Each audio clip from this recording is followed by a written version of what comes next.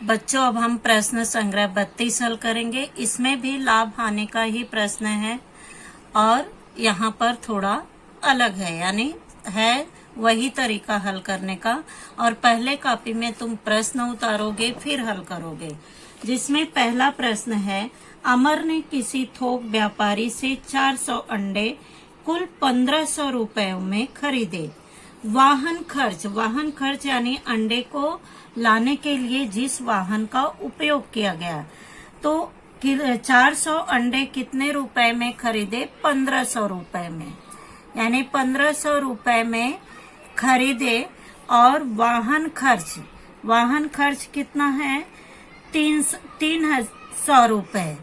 तो यहाँ पर 300 रुपए वाहन खर्च, यानी इसको भी हम क्रय मूल्य में जोड़ देंगे। वाहन खर्च 300 रुपए और 400 अंडे उसने 1500 रुपए में खरीदे। उनमें से 50 अंडे गिरकर टूट गए। तो सबसे पहले तो हम क्रय मूल्य निकालेंगे।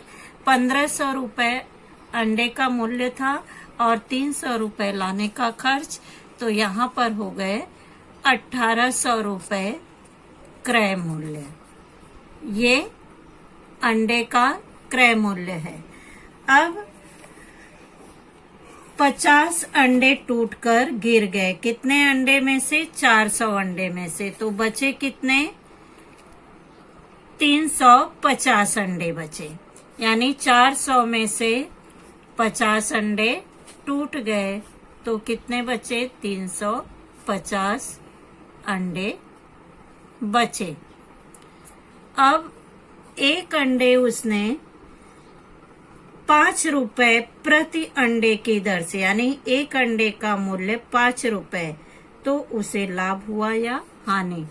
एक अंडे का विक्रय मूल्य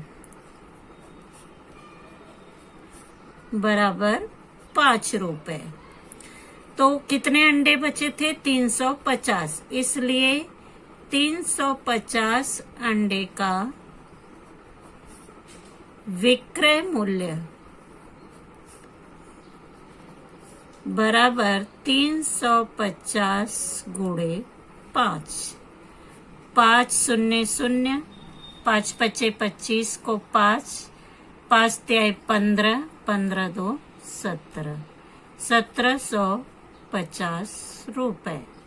यानी उसने खरीदा कितने में? 1800 रुपए में। क्रय मूल्य 1800 रुपए है और विक्रय मूल्य है 1750। यानी यहाँ पे विक्रय मूल्य कम है, क्रय मूल्य अधिक है। तो इस व्यवहार में दुकानदार को लाभ होगा या हानि? हानि, क्योंकि विक्रय मूल्य कम है। तो हानि बराबर विक्रय मूल्य, हानि बराबर क्रय मूल्य, यानी क्रय मूल्य अधिक होगा और विक्रय मूल्य कम। क्रय मूल्य ऋण विक्रय मूल्य। क्रय मूल्य है 1800 रुपए और विक्रय मूल्य है 1750 रुपए। तो दुकानदार को 50 रुपए की हानि हुई। अब दूसरा प्रश्न है, अब्राहम ने 50,000 रुपयों का माल खरीदा।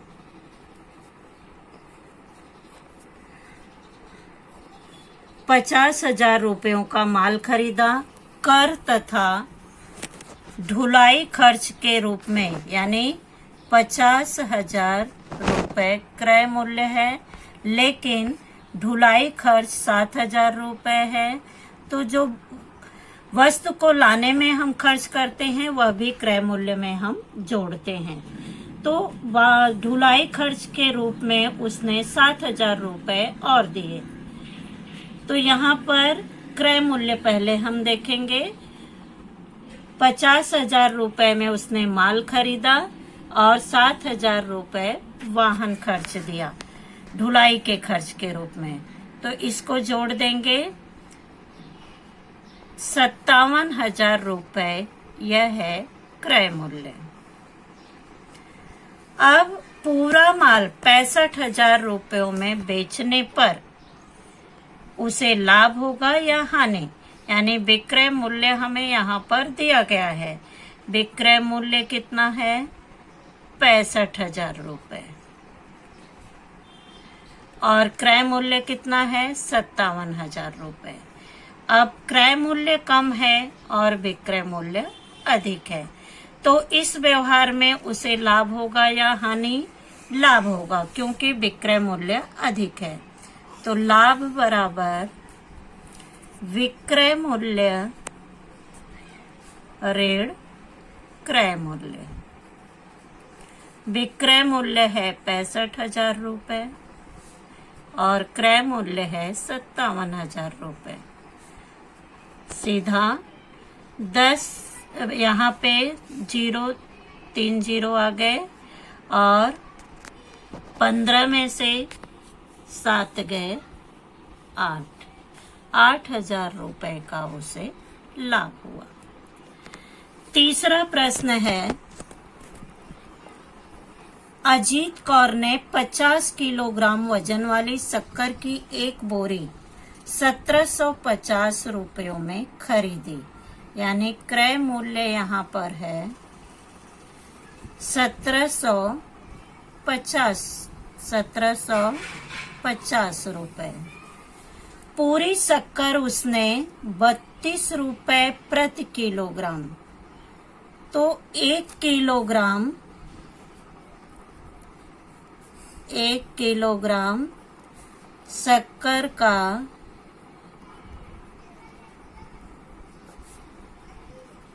विक्रय मूल्य बराबर 32 रुपए। यानी 32 रुपए में 1 किलोग्राम बेचा, तो उसने पूरी शक्कर यानी कितना किलोग्राम था? 50 किलोग्राम शक्कर खरीदा था, इसलिए 50 किलोग्राम शक्कर का विक्रय मूल्य बराबर 50 गुणे 32।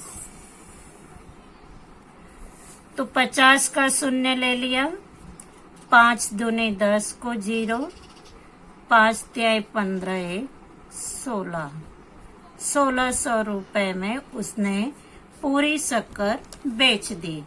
और खरीदा कितने में था? 1750 रुपए में।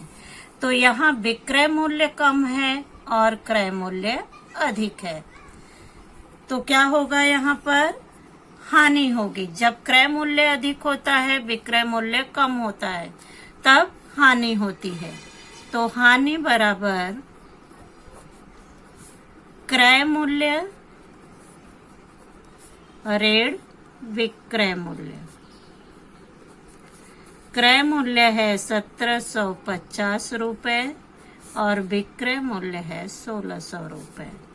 तो 1750 में से यहाँ पर 0, 5 और 7 में से 6 निकल गए 1, यानी 150 रुपए की उसे हानि हुई। अब चौथा प्रश्न है, कुसुम जी ने 700 रुपए प्रति कुकर यानी 1 कुकर की दर से 80 कुकर खरीदे।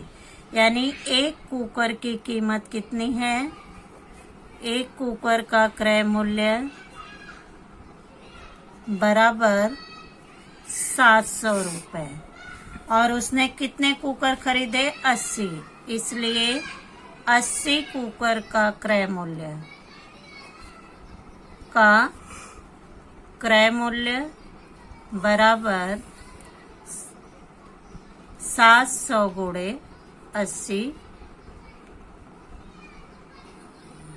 अब यहाँ पर क्या करेंगे? तीनों शून्य ले लेंगे, सबसे सरल तरीका। 80 का 1 शून्य ले लिया, 700 का 1 शून्य ले लिया, दोनों शून्य ले लिया। 8 सते 56, यानी 56,000 रुपए में उसने 80 कुकर खरीदे। अब प्रत्येक कुकर यानी दुकान तक लाने के लिए उन्होंने 1280 रुपए माल ढुलाई दी, यानी कुकर का क्रय मूल्य है 56,000 रुपए में हमें 1280 रुपए को जोड़ना है, क्योंकि वह भी क्रय मूल्य में आएगा। तो माल ढुलाई के रूप में खर्च किया, तो यहाँ पर इसको जोड़ देंगे, यानी हो गया 57,280 रुपए क्रय मूल्य। अब प्रत्येक कुकर कितने रुपए में बेचने पर उन्हें 18,000 रुपए लाभ होगा, यानी यहाँ पर 18,000 रुपए लाभ दिया गया है और कुकर का क्रय मूल्य है 57,280 रुपए। तो यहाँ पर कुकरों का विक्रय मूल्य बराबर, कुकरों का विक्रय मूल्य बराबर 57,280 में हम 18,000 रुपए को जोड़ देंगे, क्योंकि 18,000 रुपए का लाभ हुआ है। तो इसे जोड़ने पर आएगा 75,280 रुपए। 75,280 रुपए। तो एक कुकर का विक्रय मूल्य बराबर पूछा है 18, प्रत्येक कुकर कितने रुपए में, यानी एक कुकर का हमें विक्रय मूल्य बताना है। तो इसलिए एक कुकर का विक्रय मूल्य बराबर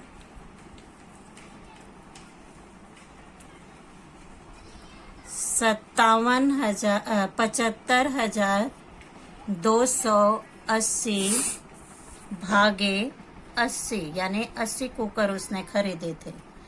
तो यहाँ पर भाग देने पर आएगा 941 रुपए, यानी एक कुकर उसने 941 रुपए में बेचा।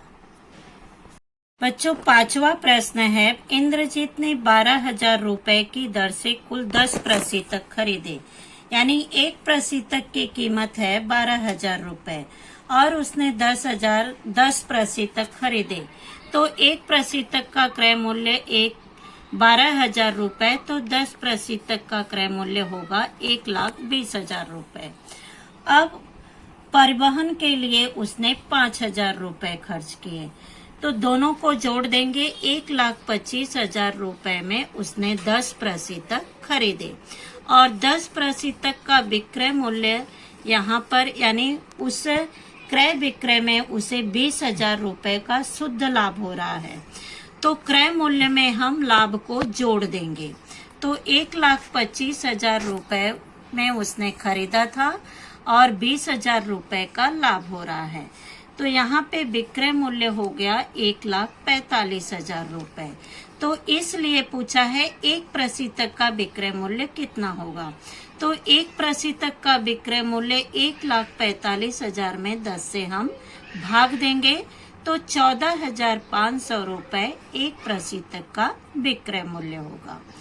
अब छठा प्रश्न है, ललिता जी ने अपने खेत में 13,700 रुपयों के बीजों की बुआई की, यानी बीज के लिए उसने 13,700 रुपए खर्च किए और खादों और दवाइयां छिड़कने के लिए 5,300 रुपए खर्च किए और मजदूरी के रूप में 7,160 रुपए खर्च किए। अब इन तीनों को जोड़ेंगे तो यहाँ पर आएगा 26,160 रुपए उसने कुल खर्च किए, यानी कुल लगाया, क्रय मूल्य हो गया। अब यहाँ पर तो खेत में उत्पन्न, जब पूरी खेती उत्पन्न हुई, अनाज उत्पन्न हुआ, तो उसे बेचने पर, यानी यहाँ पर क्रय मूल्य हमारा कितना हुआ 26,160 रुपए। और जब अनाज उत्पन्न हुआ तो उसे बेचने पर उसे 35,400 रुपए मिले, यानी विक्रय मूल्य यहाँ पर कितना है दिया गया है 35,400 रुपए, 35,400 रुपए। और क्रय मूल्य कितना है? 26,160 रुपए, यानी कुल खेती के लिए उसने 26,160 रुपए खर्च किए थे। और अनाज उत्पन्न होने पर उसने 35,400 रुपयों में बेचा। तो इस व्यवहार में उसे लाभ हुआ या हानि? तो विक्रय मूल्य यहाँ पर अधिक है। आगे क्या पूछा है? खेत में उत्पन्न पूरा अनाज बेचने पर उसे 35,400 रुपए मिले। इस कार्य में उन्हें कितना लाभ हुआ या हानि? तो विक्रय मूल्य अधिक है, क्रय मूल्य कम है, इसलिए लाभ बराबर विक्रय मूल्य ऋण क्रय मूल्य। विक्रय मूल्य है 35,400 रुपए और क्रय मूल्य है 26,160। अब इसे घटाएंगे तो आएगा 9,240 रुपए का लाभ हुआ।